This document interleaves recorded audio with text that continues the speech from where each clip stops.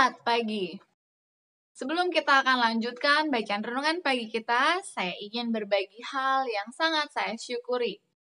Hari Senin yang lalu, ketika siang hari, suami saya datang memberikan chatting.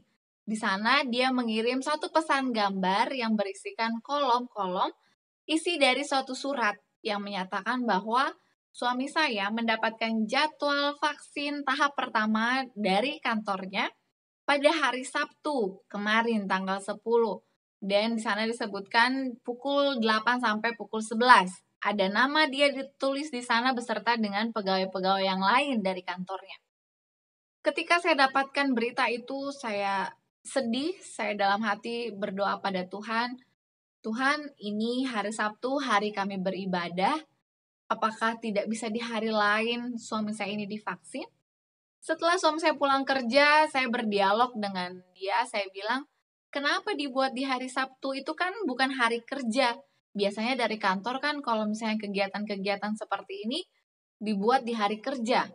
Lalu dia bilang, saya juga nggak tahu ini adalah surat tugas dari kantor. Saya sempat dalam hati, ya udahlah ini kan tentang kesehatan, mungkin nggak apa-apa lah ya. Karena kami pun hari Sabtu itu dapat di jadwal shift kedua. Shift kedua itu masuk di jam 11. Jadi saya pikir masih sempat lah kalau pagi dari jam 8 kami standby akan terkejar lah untuk ikut di ibadah shift kedua.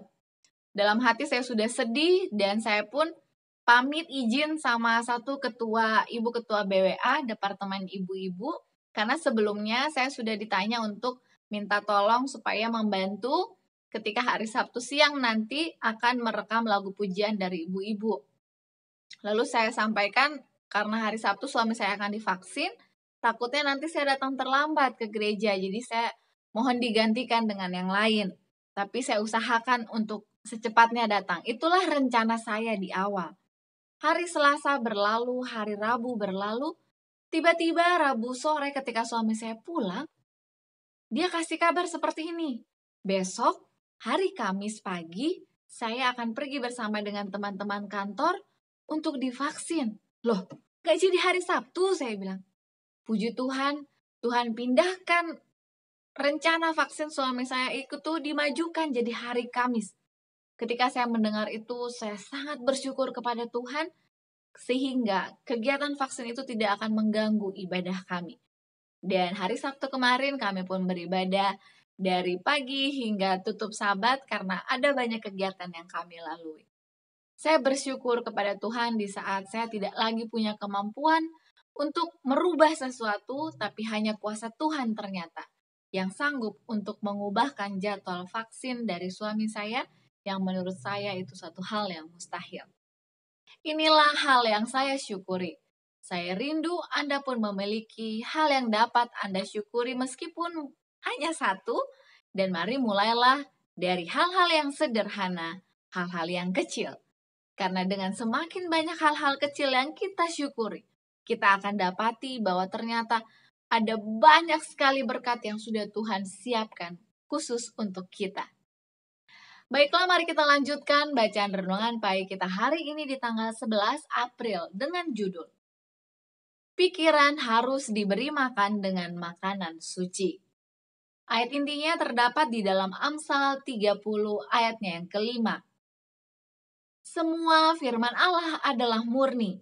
Ia adalah perisai bagi orang-orang yang berlindung padanya.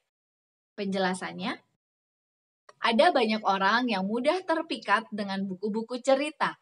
Pikiran dipenuhi dengan jenis makanan yang bermutu rendah untuk renungan, sehingga menjadi tidak berkuasa untuk menyelidik dan mengerti hal-hal mengenai kepentingan-kepentingan yang kekal.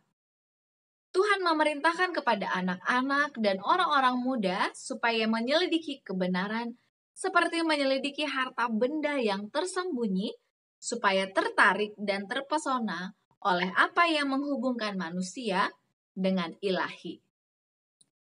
Pikiran harus diberi makan dengan makanan yang suci kalau hati itu mesti suci adanya. Alkitab adalah ukuran bagi orang-orang yang mau setia kepada Raja Surga. Dalam hatiku aku menyimpan janjimu supaya aku jangan berdosa terhadap engkau.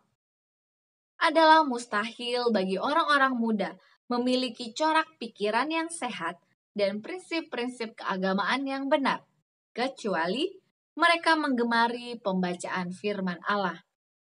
Kitab ini berisi sejarah yang paling menarik, menunjukkan jalan keselamatan oleh Kristus, dan itulah penuntun mereka kepada kehidupan yang lebih tinggi dan lebih baik. Alkitab dapat memberikan kepada orang yang mempelajarinya disiplin mental yang terus meningkat, yang muncul dari kebiasaan memikirkan hal-hal yang mulia dengan indranya yang sudah diperkaya. Diri sendiri disederhanakan sementara Allah dan kebenarannya ditinggikan. Alkitab itu berisi makanan-makanan yang berkualitas yang sangat dibutuhkan oleh orang-orang Kristen agar mereka dapat bertumbuh kuat di dalam roh dan intelektualnya. Melalui belajar Alkitab, hubungan akan terjalin dengan para nabi dan bapa. Kebenaran itu dibungkus dengan jubah bahasa yang ditinggikan, yang akan menanamkan kuasa yang luar biasa besar ke atas pikiran. Otak akan diangkat menjauh dari hal-hal yang duniawi dan dibawa kepada kesanggupan untuk memikirkan kemuliaan dari kehidupan kekal di masa yang akan datang.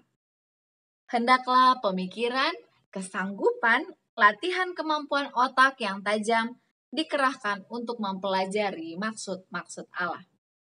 Aplikasinya bagi kita hari ini, mari kita luangkan waktu kita. Sesibuk apapun, kita bisa membaca firman Tuhan. Jika kita tidak sempat membawa Alkitab kita kemanapun kita pergi, mari kita download aplikasi Alkitab di handphone kita. Sehingga kemanapun kita bawa handphone kita selalu ada kesempatan untuk dapat membuka ayat-ayat firman Tuhan. Slogan kita, awali hari ini dengan renungan pagi.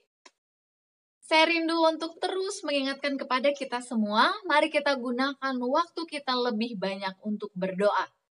Karena dengan terus mendoakan hal-hal yang kita butuhkan, dengan terus mendoakan orang lain di sekitar kita, maka kuasa Tuhan akan menjadi bagian kita dan siapa yang kita doakan. Saya juga rindu untuk mendoakan Anda.